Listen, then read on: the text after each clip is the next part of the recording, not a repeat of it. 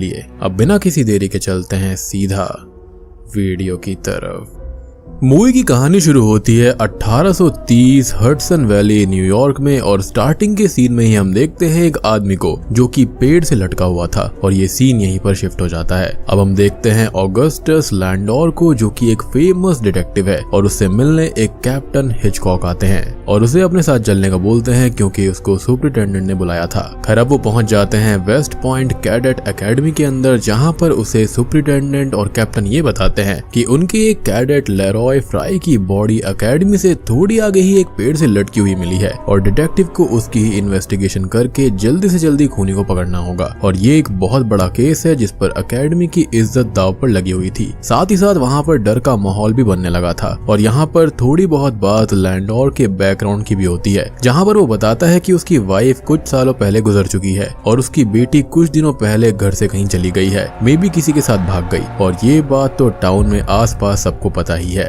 और शुरुआत में जो बॉडी लटकी हुई मिली थी वो किसी और की नहीं बल्कि लेरॉय फ्राई की ही थी। खैर अब वो लोग एकेडमी के डॉक्टर डैनियल मार्कस के पास में जाते हैं जिसने उस कैडेट लड़के की ऑटोप्सी करी थी। वो बताता है कि इस लड़के की बॉडी की चेस्ट को किसी ने काटा है, वो भी बड़ी ही बारीकी से, और उसका दिल निकाल लिया गया है और काटने वाला बहुत ही प्रिसाइज था क्योंकि उसके हार्ट को हल्का सा भी डैमेज नहीं हुआ होगा। और ये बहुत जरूरी नहीं है कि वो डॉक्टर या फिर सर्जन ही हो, ये काम कोई भी कर सकता है, यानी कि जिसने इसकी थोड़ी बहुत भी नॉलेज ली होगी वो इस काम को इजीली कर सकता था। और उसको जिस किसी ने भी मारा है वो एक अच्छा खासा ही आदमी था। अब लैंडोर हैंगिंग स्पॉट को देखने जाता है जहाँ पर फ्राई मिला था और रात में उसे जिसने सबसे पहले देखा था उससे भी पूछताछ करी जाती है जहाँ पर वो बताता है कि जब वो यहाँ पर आया था तो फ्राई की बॉडी जमीन को टच कर रही थी और वो यहाँ पर आया भी इसलिए ही था क्योंकि उसने कुछ आवाज सुनी थी जो उसे किसी जानवर की लगी, जिसका हम ऑडियंस मतलब निकाल ही सकते हैं कि मारने वाले ने फ्राई पर पहले अच्छे से काबू पाया होगा, फिर उसके गले में फंदा लगाकर उसकी जान ले ली। अब लैंडोर वापस ऑटोप्सी रूम में जाता है और यहाँ पर वो फ्राई की बॉडी को फिर से चेक करता है तो उसके सर के पीछे एक चोट का भी निशान था जिसको डॉक्टर मार्कस ने नोटिस भी नहीं किया था। साथ ही साथ फ्राई की गर्दन पर रोप के सीधे निशान नहीं थे, मतलब वही कि उसे जबरदस्ती लटकाया गया था, यानी कि वही OV वाला मार्क जो होता है। और सिंघम मूवी के अंदर जयकांत शिकरे ने इसको काफी अच्छे से समझाया था। एनीवेज यहाँ पर फ्राई ने बचने की काफी कोशिश भी करी थी। अब लैंडोर उसके हाथ को भी चेक करता है जो कि जम चुके थे, लेकिन उसने अपने फिस्ट के अंदर कोई छोटी सी पर्ची छुपा रखी थी जो कि आगे की इन्वेस्टिगेशन में लैंडोर के काम आने वाली थी। अब वो जाकर फिर से उसी स्पॉट को चेक करता है तो यहाँ पर एडगर पो नाम का एक और कैडेट आता है और उससे थोड़ी बहुत बात करके ये बोलता है कि उसने भी इस केस को सॉल्व करने की कोशिश करी है और उसके हिसाब से किलर कोई ना कोई पोएट है क्योंकि हार्ट को निकालना सिंबॉलिक चीज होती है। अब वो गेट गार्ड से बात करने जाता है जो बताता है कि बॉडी लाने से पहले रात 2:30 बजे तक उसकी यहाँ पर ड्यूटी थी और फिर कोई ऑफिसर आया जिसने उसे रूम में जाने का बोला और वो चला भी गया था और अंधेरा होने की वजह से वो उसका चेहरा नहीं देख पाया, लेकिन उसकी ड्रेस उसने देख ली थी जो कि ऑफिसर की ही थी और उसके एक साइड के शोल्डर पर बार नहीं थे। खैर अगले सीन में लैंडोर एक पब में था जहाँ पर उसकी गर्लफ्रेंड पैट्सी काम करती है और यहाँ पर वो मिलता है फिर से एडगर से और वो दोनों बात करने लगते हैं और यहाँ भी एडगर यही बात बोलता है कि हार्ट सिंबॉलिक भी हो सकता है और किसी पोएट ने उसको चुराया होगा और लैंडोर भी उसकी बातों पर गौर करता है फॉर बेटर इन्वेस्टिगेशन और उससे डिस्कशन करता है। एडगर उसे एक लड़के के बारे में बताता है जो कि पहले कभी फ्राई का रूममेट हुआ करता था, लेकिन एक दिन उनका झगड़ा हो गया था। अब लैंडोर उस लड़के से बात करता है जहाँ पर वो बताता है कि उनका झगड़ा हुआ था क्योंकि फ्राई थोड़ी अलग ही सोच का बंदा था और कुछ बुरे लोगों से उसकी दोस्ती भी थी जिनके बारे में उसे कुछ खास नहीं पता और वो दोनों झगड़े के बाद में अलग अलग ही रहने लगे थे। यहाँ पर एक और लड़का होता है जिसका नाम स्टॉर्डर्ड होता है जिसने फ्राई को आखिरी बार देखा था और वो उससे बोल कर गया था कि उसे कुछ जरूरी काम है और बस फिर वो चला गया। अब तभी कैप्टन को एक मैसेज मिलता है कि आसपास कुछ जानवर उनको मिले हैं जिनका भी दिल निकाल लिया गया है और ये सीन कुछ ही टाइम पहले दिखाया गया था और अब कैप्टन परेशान हो जाते हैं और एकेडमी के अंदर नाइट कर्फ्यू शुरू हो जाता है। बताओ मतलब किलर ना हो गया, साला कोरोना ही हो गया। लैंडोर अब एडगर से मिलता है और उसे इन्वेस्टिगेशन में साथ देने का ऑफर देता है। वो काफी सटीक चीजें सोच पा रहा था, लेकिन वो ये भी बोलता है कि वो कभी फ्राई से मिला ही नहीं था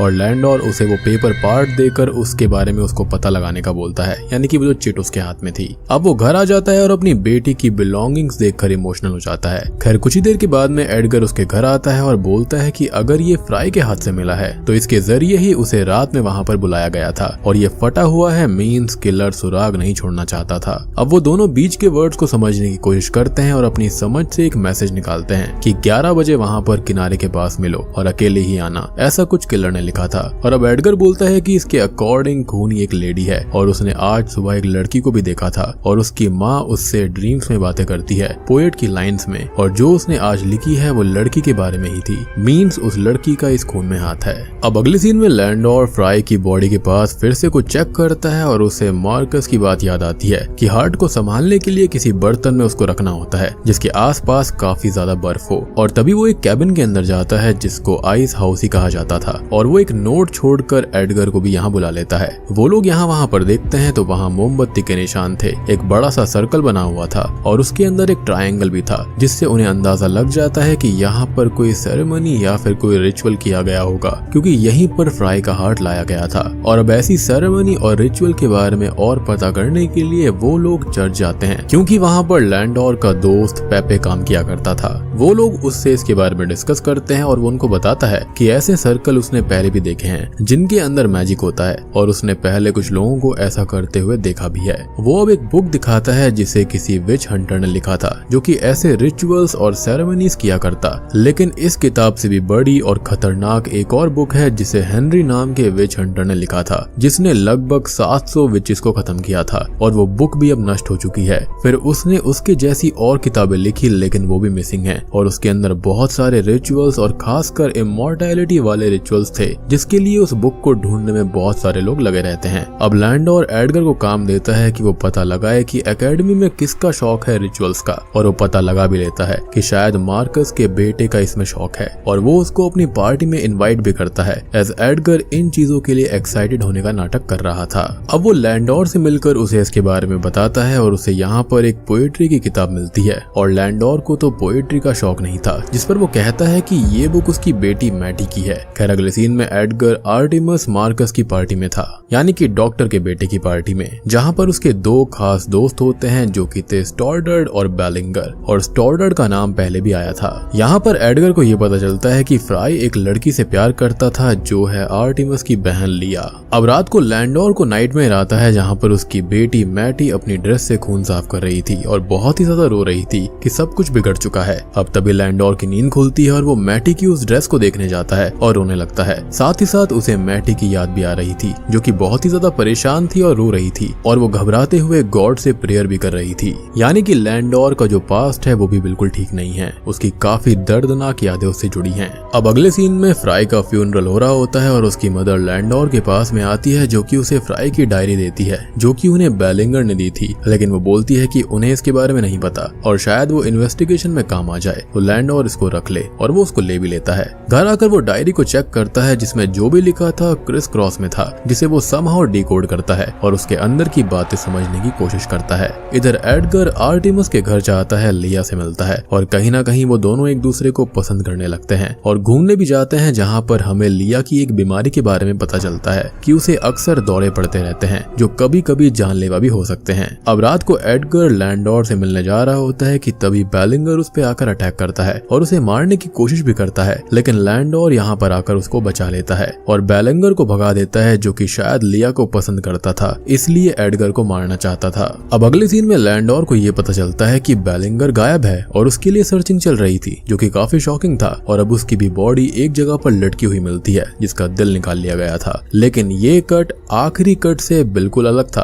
और लास्ट वाले में बारीकी थी, लेकिन यहाँ पर ये किसी नौसिखिए ने किया था। अब कैप्टन लैंडोर के ऊपर गुस्सा करता है कि इतने दिन के बाद भी कोई कातिल पकड़ा नहीं गया है और वो सैटानिक रिचुअल की थ्योरी लेकर आया है और वो एडगर की मदद ले रहा है जिसने उससे दावा किया है कि वो फ्राई को जानता तक नहीं था, जबकि उससे फ्राई का झगड़ा हुआ था और उसने बेलिंगर को मारने की धमकी भी दी थी, तो वो उसे भी अपना सस्पेक्ट माने। खैर वो एडगर से बात करके पूछता है कि उसने उससे झूठ क्यों कहा और उसने फ्राई को धमकी भी दी थी, जिससे उस पर शक बनता है, जिस पर वो कहता है कि उसने झूठ बोला था क्योंकि वो बात नहीं थी और वो धमकी किसी को भी दे सकता है लेकिन मार नहीं सकता, और अगर वो जान लेने ही लगे तो यहाँ पर कोई बचेगा ही नहीं, क्योंकि लगभग हर एक ने उसका कभी ना कभी मजाक उड़ाया ही है, उसकी एज का, उसके पैशन का। और फिलहाल लैंडोर उस पर अभी तो यकीन करता है और उसको क्लीन चिट में रखता है। खैर अगले सीन में वो दोनों मार्कस हाउस में होते हैं डिनर करने के लिए और यहाँ पर वो सब आपस में थोड़ी बहुत बात कर रहे थे। कुछ ही देर के बाद में लैंडोर मार्कस के साथ बैठा हुआ था, जहाँ पर वो ये बताता है कि उसकी बेटी को एक बहुत ही अजीब और खतरनाक बीमारी है जिसके अंदर उसको दौरे पड़ते हैं और कभी भी उसकी जान जा सकती है।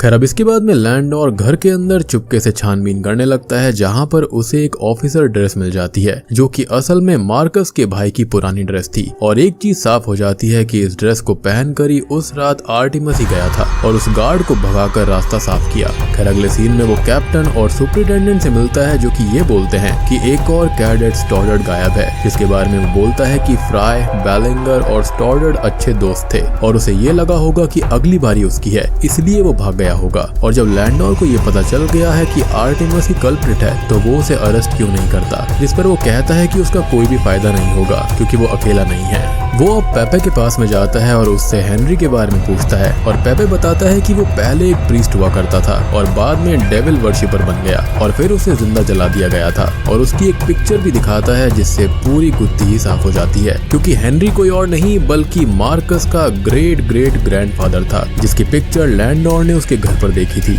और वो किताब भी कहीं ना कहीं मार्कस के घर पर ही है। अब हम एडगर को देखते हैं जो कि लिया से मिलने आया हुआ था और वो दोनों थोड़ा टाइम स्पेंड करते हैं और एक दूसरे से अपने प्यार का इजहार भी करते हैं। लैंडोर अब मार्कस के पास में आता है और उससे सच पूछता है, उसके साथ में काफी सख्ती करता है और वो बता देता है कि उसकी बेटी की जानलेवा बीमारी से उसकी जान का खतरा था और एक दिन उसे डॉक्टर्स ने भी बोल दिया था कि वो सिर्फ 3 महीने ही जी पाएगी। और फिर उसको एहसास हुआ कि वो हेनरी की स्पिरिट से कांटेक्ट कर पा रही है और उससे उसे इमॉर्टैलिटी के रिचुअल के बारे में पता चला और फिर वहाँ से सारी कहानी हार्ट निकालना रिचुअल्स करने की शुरू हुई थी। अब लैंडोर उससे पूछता है कि लिया और आर्टिमस कहाँ पर हैं और एडगर का कोट यही है, मीन्स वो अभी घर नहीं गया। और अब वो उसको ढूंढते हुए उसी आइस हाउस में चला जाता है जहाँ पर लिया अपना रिचुअल कर रही थी जिसके अंदर उसका साथ आर्टिमस और उसकी माँ दे रहे थे और अब वो बलि देने वाले थे एडगर की और हार्ट यहाँ पर इस्तेमाल हो रहा था फ्राई का। लेकिन हम ये चीज नोटिस करें तो बैलिंगर का हार्ट कहाँ गया, वो भी तो निकाला गया था। तो क्या पहले भी कोई रिचुअल हुआ था और अगर हुआ है तो सबसे पुराना हार्ट इस्तेमाल ना कर बैलिंगर का इस्तेमाल क्यों किया गया था? तो इसका भी एक सॉलिड रीजन है जिसके बारे में हम थोड़ी देर में जानेंगे। Now coming back to the story, Edgar यहाँ पर बेहोशी की हालत में था। वहाँ पर वही सब सर्कल बने हुए थे, ट्रायंगल था, मोमबत्तियां जल रही थी और एडगर का ही खून निकाल कर लिया उसे अपने फेस पर लगाती है और अपना रिचुअल शुरू करती है, यानी कि वो उसे अपने प्यार के जाल में फंसाकर उसकी ही बलि देने वाली थी। मेरे ख्याल से यहाँ पर प्यार करने वाले की बलि देनी होती है, यानी कि द लव्ड वंस। लेकिन होता यह है कि तभी लैंडोर यहाँ पर आकर उनको रोक देता है और उन लोगों के बीच में हाथापाई हो जाती है जिससे वहाँ पर आग लग जाती है और लैंडोर एडगर और मिसेस मार्कस को तो बचा लेता है, लेकिन लिया और आर्टिमस के ऊपर जलता हुआ मलबा गिर जाता है जिससे उनकी वहीं मौत हो जाती है। मूवी के एंडिंग सीन में एडगर हॉस्पिटल में एडमिट होता है और मिस्टर मार्कस को काम से निकाल दिया गया था और उनकी वाइफ को सजा देने का मतलब नहीं बनता क्योंकि वो सजा के तौर पर अपने बच्चों को ही खो चुकी है जिसके गम में वो अपनी जिंदगी बिताएंगी। अब लैंडोर ने केस सॉल्व तो कर दिया था और सुपरिटेंडेंट और कैप्टन उसको धन्यवाद करते हैं और उससे बुरा बर्ताव करने के लिए माफी भी मांगते हैं और उसको पूरी इज्जत के साथ वहाँ से विदा करते हैं। तो मूवी यहाँ पर खत्म होती है, राइट? लेकिन ऐसा बिल्कुल भी नहीं है क्योंकि किलर और हार्ट निकालने वाले पर्सन अलग अलग हैं। असली किलर अभी भी सबकी नजरों से कोसों दूर था। यहाँ पर जो गुत्थी सुलझी है वो खाली फ्राई के हार्ट की है, बाकी सबका क्या और उन जानवरों का क्या? खैर हम एडगर को देखते हैं जिसे हॉस्पिटल में होश आता है और वो लैंडोर से मिलने जाता है जिससे वो बोलता है कि उसे फिर से एक ड्रीम आया था और इस बार लैंडोर की बेटी का ड्रीम आया और फिर उसने अपना दिमाग लगाकर एक नई सच्चाई को अपने सामने रखा। वो बताता है कि जो पेपर पार्ट उसने दिया था उसमें जो राइटिंग है वो किसी और की नहीं बल्कि खुद लैंडोर की है। जी हाँ, और उस रात उसी ने फ्राई को बाहर बुलाया था और फ्राई का असली कातिल तो वो है। लिया और आर्टिमस तो उस रात एक बॉडी की तलाश में थे जो कि उन्हें मिली और उन्होंने दिल निकाल लिया, लेकिन खून उन लोगों ने नहीं किया था। ना ही बैलिंगर को उन्होंने मारा और ना ही किसी और को। इवन एनिमल्स को भी लैंडोर ने ही मारकर टांगा था ताकि वहाँ पर एक नई कहानी बुनी जाए। एक रात पहले आकर वो फ्राई को मारता है और अगले दिन उसे ही इन्वेस्टिगेशन करने के लिए बुलवाया भी जाता है। जिसने देखा कि बॉडी का हार्ट निकला हुआ है तो उसने एक नई कहानी बनाई अपने जुर्म को छुपाने के लिए। अब तभी लैंडोर यहाँ पर गुनाह कबूल भी कर लेता है और अब असली सच हमारे सामने आता है। और दोस्तों अब यहाँ पर खुलते हैं इस मूवी के असली पत्ते।